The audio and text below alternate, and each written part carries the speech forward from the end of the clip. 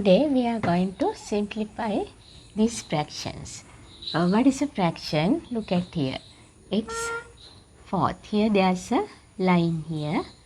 That means a unit has divided into 4 parts. This is we call as denominator. We name it as denominator. Under the line we call it as denominator. It tells us the unit has divided into how many parts.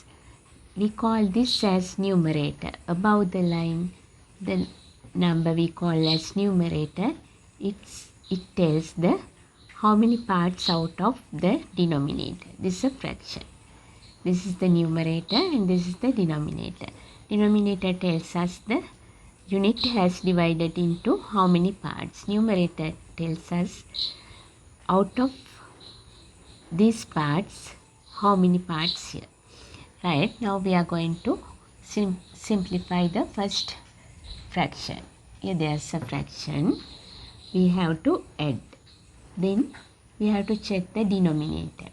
Denominator is same. Then that is very easy. Denominator is same. 3.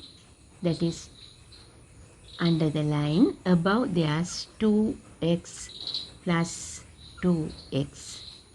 That means 2x plus 2x, 4x under 3. This is the simplification of first sum. Look at this here. Same denominator. Below the line, same denominator. Here, numerator 5x, take away 2x.